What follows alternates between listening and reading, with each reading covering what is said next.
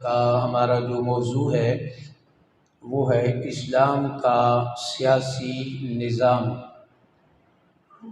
اپنی نوعیت کا یہ بڑا منفرد موضوع ہے، اور اس وقت جو ہمارے سامنے صورتحال ہے وہ بھی آپ دیکھ رہے ہیں کہ ہمارا جو دین اسلام ہے، ایک تو اس موضوع کو بیان کرتے ہوئے یہ ذہن نشین رکھنا چاہیے کہ کوئی ایسا مسئلہ نہیں ہے جو ہم بار بار عرض کرتے ہیں کہ جس کو ہمارے قرآن نے یا اسلام نے اس کو بیان نہ کیا ہو۔ ہر مسئلہ اس کا حل قرآن مجید کے اندر موجود ہے، اس کا طریقہ کار بھی موجود ہے، اور باقاعدہ طور پہ قرآن مجید اس کی رہنمائی بھی کرتا ہے۔ اسلام کا سیاسی نظام کیا ہے اور حکمران کیسا ہونا چاہیے، اس کا جو انتخاب ہے اس کا طریقہ کار کیا ہے۔ ایک 2 سال پہلے ہمارا موضوع تھا خلافت بمقابلہ جمہوریت۔ اس کے اندر بھی تفصیلاً بیان کیا گیا تھا کہ اسلام کے سیاسی نظام میں معاملات بہت مختلف ہیں، خلافت اور ہے، جمہوریت اور ہے، تو اس کی خرابیاں اپنے طور پر ہم نے بیان کی تھی، اور بہت زیادہ اس کی خرابیاں ہیں جمہوریت کی۔ بعض نے اس کی 30 کے قریب جو بڑی بڑی خرابیاں ہیں وہ بیان کی ہیں۔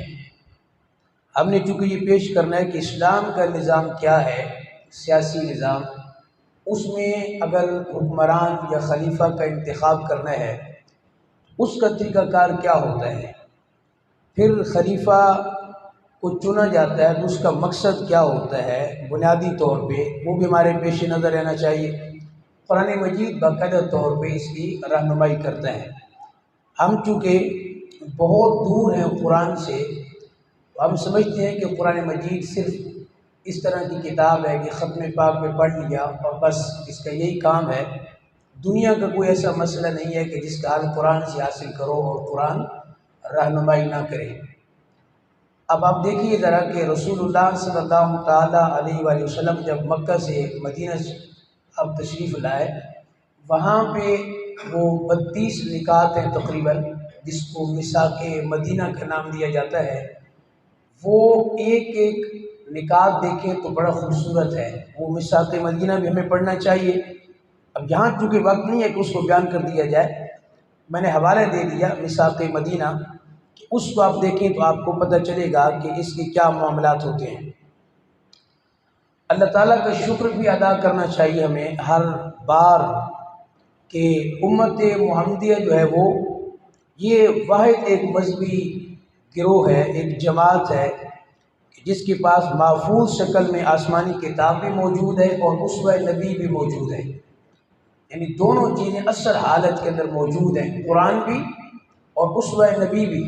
کیونکہ بعض اوقات ایسا ہوتا ہے کہ آپ کے کتاب تو موجود ہے لیکن جو نبی کی تعلیمات ہیں وہ موجود نہیں ہیں، تو ہمارے پاس دونوں چیزیں موجود ہیں۔ تو جو زندگی کے دوسرے مسائل کی طرح نظام سیاست کے بارے میں بھی تفصیل کے ساتھ ہماری رہنمائی کرتا ہے، قرآن بھی اسوہ نبی بھی۔ اصل میں یہ بات ہے کہ اسلام نے ہمیں 2 بنیادی تصورات دیے۔ اول یہ کہ اصل میں حاکمیت اللہ کی ہے، ان الحکم الا للہ۔ اب یہ پارلیمنٹ کے باہر لکھا تو ہوتا ہے لیکن اس پہ عمل نہیں ہوتا۔ یہ ایک تصور اسلام نے دیا کہ بھائی انسان سمیت اس کائنات کا خالق اللہ ہے، آج جو حاکم بن رہا ہے وہ کبھی یہ نہ سمجھے کہ میں اس طرح کا حاکم ہوں، حاکمیت صرف اللہ کی ہے۔ اور دوسرا پھر یہ کہ اس کے لیے وہی لائق ہو سکتا ہے کہ جو اس کے اندر وہ احکام جاری کرے، یعنی چونکہ وہ اپنی تمام مخلوقات کے نفع، ضرر، مصالح، مفاسد اس سے یہ واقف ہے، تو اس لیے اس کے لائق ہو سکتا ہے کہ اس کے لیے احکام بھی وہ جاری کرے۔ الا لہ الخلق والامر، اس کو اس آیت کے اندر اس طور پہ بیان کیا گیا۔ اچھا، قرآن مجید کے اندر آپ نے دیکھا ہوگا کہ ہمارے اسلام میں حکمران کا لفظ استعمال نہیں ہوتا بلکہ خلیفہ کا لفظ استعمال ہوتا ہے۔ حضرت داؤد علیہ السلام کے بارے میں موجود ہے انا جعلناک خلیفۃ فی الارض، اور بھی اسی طرح قرآن مجید کے اندر الفاظ ہمیں مل جاتے ہیں۔ تو خلیفہ ہمارے ہاں ہوتا ہے اسلام میں، حکمران نہیں ہوتا، نہ وزیر اعظم ہوتا ہے، نہ صدر ہوتا ہے، اس طرح کے معاملات خلافت کے اندر نہیں ملیں گے آپ۔ جمہوریت کے اندر آپ کو یہ سارا کچھ مل جائے گا۔ ایک بات تو شروع کے اندر یہ بات بھی طے ہو گئی کہ خلیفہ ہوتا ہے وہ اللہ کا نائب ہوتا ہے۔ یہ بہت بڑا منصب ہے جس منصب کی بات ہم کر رہے ہیں۔ اسلام کا نظام سیاست یا سیاسی نظام کیا ہے؟ تو سب سے پہلی بنیادی بات یہ ہے کہ جو بھی خلیفہ بنے گا وہ بننے کا اس کے مقصد یہ ہوگا کہ میں اللہ کی اس زمین پر میں اللہ تعالیٰ کا قانون جاری کروں گا اور رسول اللہ صلی اللہ تعالیٰ علیہ وآلہ وسلم کا قانون جاری کروں گا۔ یہ خلیفہ کی سمجھنے کہ پہلی ذمہ داری ہوتی ہے اسلام کے اندر، اس کو اس انداز کے اندر بیان کیا گیا۔ اب مسئلہ یہ ہے کہ ہمارے ہاں جو تصور ہے وہ کیا اس انداز میں پایا جاتا ہے کہ جو حکمران بنتا ہے اس کی کیا یہ نیت ہوتی ہے کہ میں نے مخلوق کی خدمت کرنی ہے، مخلوق کو خالق کے ساتھ جو ایک مخلوق اور خالق کا تعلق ہے اس تعلق کو مضبوط کرنا ہے، اللہ کے احکامات کو میں نے جاری کرنا ہے؟ یہاں تو قانون اسلام کے خلاف ہوتے ہیں بہت سارے، تو یہ بات بھی دوسرے نمبر پہ پیش نظر رہے۔ اچھا، اس کے علاوہ جو ہے ہمارے ہاں جو تصور انتخاب ہے، یعنی جو حکمران کو یا آپ خلیفہ کہہ لیں اس کو جو انتخاب کا طریقہ کار ہے، بنیادی طور پر وہ طریقہ کار ہی غلط ہے۔ یعنی جمہوریت کہاں سے آئی ہے آپ کو پتہ ہے؟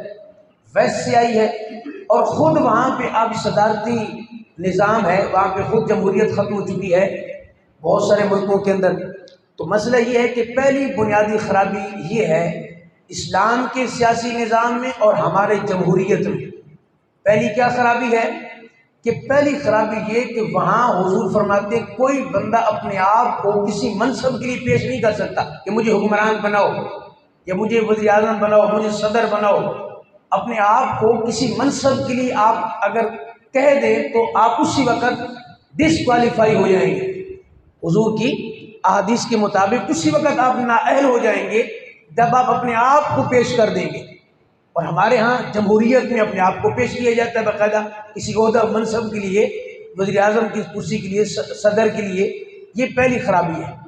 دوسری خرابی یہ ہے کہ جو طریقہ انتخاب ہے وہ اتنا برا ہے، اتنا گندا اور اتنا غلط ہے۔ آپ دیکھیے ذرا، اسلام میں یہ ہوتا ہے کہ خلافت میں کہ 6 یا 10 بندے، یعنی شورائی نظام ہے وہاں پہ اسلام میں کہ شورا منتخب کرے گی کہ کون جو ہے وہ ہمارا حکمران یا خلیفہ بن سکتا ہے۔ ہمارے ہاں کیا ہوتا ہے؟ ہمارے ہاں ووٹنگ کے ذریعے یہ معاملہ ہوتا ہے۔ اب ووٹنگ میں کیا ہوتا ہے کہ جس کو مثال کے طور پہ 51% ووٹ پڑ گئے، مثال دے رہا ہوں، تو وہ آگے آ جائے گا۔ ایک کو 50% پڑ گئے، 49 پڑ گئے۔ اب جس کو 49 پڑے ہیں، اگر وہ ہر حوالے سے دیانتدار بھی ہے، امانت دار بھی ہے، سب کچھ ہے، لیکن چونکہ اس کو ووٹ کم پڑے ہیں تو وہ اس سیٹ پہ نہیں آ سکتا۔ اور جو سیٹ پہ آ گئے، اگرچہ وہ دیانتدار نہ بھی ہو، اگرچہ وہ امانت دار نہ بھی ہو، اگرچہ وہ کرپٹ بھی ہو، سب کچھ ہو، لیکن چونکہ ووٹ اس کو پڑ گئے تو وہی اس سیٹ کے لیے اب ہمارے لیے منتخب ہوئی ہو گیا۔ اسلام میں یہ ہے کہ نہیں، شورا منتخب کرے گی۔ دوسری اسی کے اندر خرابی یہ ہے کہ شورا میں وہ لوگ شامل ہوتے ہیں کہ جو ہر حوالے سے عقل مند، دانا، خوف خدا رکھنے والے، دین دنیا کا علم رکھنے والے، وہ لوگ منتخب کرتے ہیں۔ ہمارے ہاں کیا ہوتا ہے جمہوریت میں کہ عوام منتخب کرتی ہے۔ اب عوام میں پڑھے لکھے اور جو پڑھے لکھے نہیں ہیں، ہر قسم کے لوگ موجود ہیں۔ کسی نے ووٹ اس لیے دے دیا کہ میری سڑک بن جائے گی، کسی نے ووٹ اس لیے دے دیا کہ فلاں کام میرا ہو جائے گا۔ تو وہاں معاملہ اسلام میں نظام خلافت میں یہ ہے کہ شورا منتخب کرتی ہے۔ جمہوریت میں یہ ہوتا ہے کہ نہیں، یہاں پہ ووٹ جس کو زیادہ پڑ گئے، اگرچہ وہ اس سیٹ کی اہل نہ بھی ہوا، تو چونکہ ووٹ اس کو پڑے ہیں تو اب مجبوری ہے یہی آگے جا کے اس سیٹ پر بیٹھے گا۔ اسلام میں ایسا نہیں ہے۔ اسلام میں جو منتخب کرنے کا، یعنی جس کو کہنے کہ عہدہ دیا جاتا ہے یا منتخب کرنے کا موقع دیا جاتا ہے، وہ ان لوگوں کو دیا جاتا ہے کہ جو عقل مند ہوتے ہیں، دانا قسم کے لوگ اور پورے معاملات کو سمجھنے والے لوگ۔ ہمارے ہاں ہر ایک کو اختیار ہے کہ آپ جا کے ووٹ ڈالیں، چاہے آپ کو معیشت کا نہیں پتہ، آپ کو سیاست کا نہیں پتہ، آپ کو ملکی قانون کا نہیں پتہ، ملک کے نظام کا نہیں پتہ، آپ کو عالمی قانون کا نہیں پتہ، دنیا کے بدلتے ہوئے حالات کا نہیں پتہ، جو بھی ہے آپ الف کی بے نہیں جانتے، آپ ووٹ ڈال سکتے ہیں۔ اسلام سرے سے اس کے خلاف ہے کہ جس کو ووٹ زیادہ پڑ گئے وہی آگے آ جائے گا، چاہے وہ اس سیٹ کی حال ہے یا نہیں ہے، چاہے وہ دیانتدار ہے یا نہیں ہے، چونکہ ووٹ زیادہ پڑ گئے تو یہی آگے آئے گا۔ یہ بنیادی چیز کے ہی اسلام خلاف ہے۔ حضرت ابو بکر سے لے کے حضرت عمر، حضرت عثمان غنی، مولا کائنات، یہ جتنے بھی آپ دیکھ لیں، اس میں یہ نہیں تھا کہ ہر ارے غیروں کو اجازت ہو کہ آپ آئیں جی آپ بتائیں ہمارے خلیفہ کون ہونا چاہیے۔ اب لازمی بات ہے، ایک بڑا منصب، اتنا بڑا منصب ہے، ہر بندے کو کیسے اختیار دیا جا سکتا ہے کہ آپ بتائیے کون ہو؟ بھائی جو اس شعبے کے ماہرین ہیں، مثال میں دیتا ہوں آپ کو، ایک طرف ایک پی ایچ ڈی بندہ ہے، اس کی ریسرچ بھی ہے، وہ پڑھا لکھا بھی ہے، اعلیٰ تعلیم یافتہ بھی ہے، اور جو ہے وہ دیانتدار امانت دار بھی ہے، وہ ایک علاقے میں الیکشن پہ کھڑا ہو جاتا ہے۔ دوسری طرف ایک چور ہے، مکار ہے، ڈاکو ہے، جاہل ہے، سب کچھ ہے، کرپٹ ہے، لیکن ووٹ اس کو زیادہ پڑ جاتے ہیں جو جاہل اور کرپٹ ہے۔ تو جمہوریت میں کیا ہوگا؟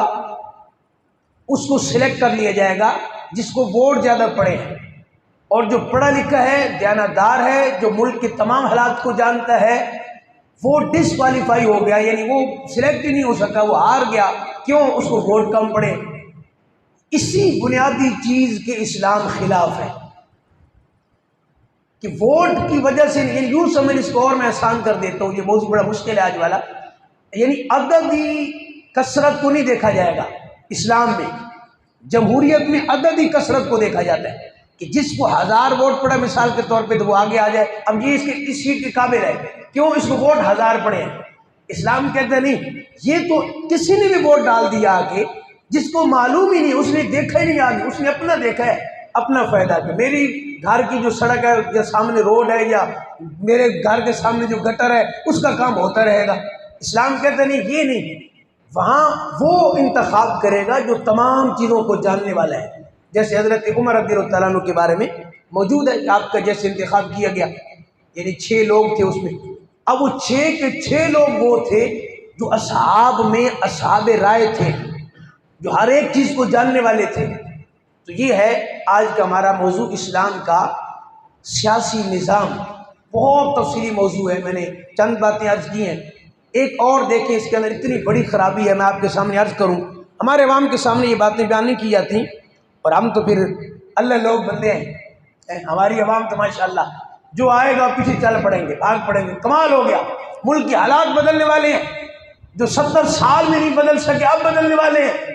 یہ یاد رکھیے گا، 10-100 سال اور بھی گزر جائے نا، ہمارا کچھ نہیں ہو سکتا، اس لیے کہ یہ جہاں سے میں نے کہا جمہوریت آئی تھی، ان کو آج سے کئی سال پہلے پتہ چل گیا کہ یہ نظام صحیح نہیں ہے، وہ اپنا صدارتی نظام لے آئے ہیں، اور آپ کو پتہ ہے صدارتی نظام خلافت کے تقریباً قریب کہہ سکتے ہیں آپ، خلافت کے قریب ہے، اور انہوں نے صدارتی نظام لیے بھی خلافت سے، یہ نہیں کہ انہوں نے کوئی باہر سے لیا، ہمارے اسلام سے لیا۔ آپ دیکھیں کہ جمہوریت میں جو سب سے بڑی ایک اور خرابی ہے وہ کیا ہے کہ جو ووٹنگ ہوتی ہے، الیکشن ہوتا ہے، کبھی آپ نے سوچا کہ الیکشن کا کتنا خرچہ ہوتا ہے؟ اسلام میں ایک پائی کا خرچہ نہیں ہے خلیفہ کا انتخاب کرتے ہوئے، اور یہاں جمہوریت میں پتہ ہے کتنا خرچہ ہے؟ میں آپ کے سامنے کچھ فیکٹ عرض کر دیتا ہوں۔ یہ 2013 کے اور 2018 کے الیکشن کا جو خرچہ ہے وہ میں آپ کے سامنے عرض کر رہا ہوں۔ ایک حکومت کا خرچہ ہوتا ہے، جاری کرتے ہیں، اور ایک ٹوٹلی خرچہ کہ ہر جو بندہ کھڑا ہوا ہے وہ اپنا جو خرچہ کرتا ہے ٹوٹلی نکال کے۔ تو 2013 میں یعنی تقریباً، اور 2018 میں، 2018 کے انتخابات کے دوران 400 ارب روپے 400 ارب روپے کا خرچ ہوا تھا، اور ابھی بالکل ریسنٹلی اس کے اوپر ہوا تھا کہ اگر نئے الیکشن ہوتے ہیں اب کی بار تو کتنا خرچہ ہوگا، تو تقریباً 460 ارب روپے کا خرچ ہوگا اگر دوبارہ الیکشن اب ہوتے ہیں۔ اب مجھے بتائیے کہاں ایک خلیفہ کا انتخاب کرتے ہوئے ایک پائی نہیں لگ رہی، اور کہاں اس جمہوریت میں اب ہمارے ہاں تو 4 ارب کتنی رقم بنتی ہے؟ 100 ارب، اور یہ 460 ارب خرچ، اور پھر جو الیکشن میں ہوتے ہیں وہ بھی آپ کے سامنے ہوتے ہیں، وہ اس کو گالیاں نکالے گا، وہ اس کو گالیاں نکالے گا، وہاں لڑائی ہوگی، وہاں دنگا فساد ہوگا، وہاں خون خرابہ ہوگا، وہاں قتل و غارت گری ہوگی، وہاں ملک کا نظام کمزور ہوگا۔ تو اس کی اتنی خرابیاں ہیں، میں نے عرض کیا کہ 30 کے قریب تو میں آپ کو بھی بتا سکتا ہوں کہ جمہوریت میں کیا کیا خرابیاں ہیں۔ ایک آخری سوال آپ کر سکتے ہیں، اگر جمہوریت اسلام کے خلاف ہے اور اسلام میں جمہوریت کا کوئی تصور نہیں ہے تو پھر دینی جماعتیں کیوں الیکشن لڑتی ہیں؟ اس کے اوپر آج تک علماء، بہت سارے علماء ابھی بھی خلاف ہیں۔ وہ کہتے ہیں دینی جماعتیں کیوں جمہوریت میں جا کے الیکشن کے ذریعے کیوں نظام مصطفیٰ لانا چاہتے ہیں، جبکہ ایک چیز ہے ہی اسلام کے خلاف، تو آپ نظام مصطفیٰ خلافت کے ذریعے لائیں۔ یہ ایک علماء کا گروہ ہے جو اس کے خلاف ہے کہ دینی جماعتیں بھی الیکشن نہ لڑیں، جو ہے ہی اسلام کے خلاف۔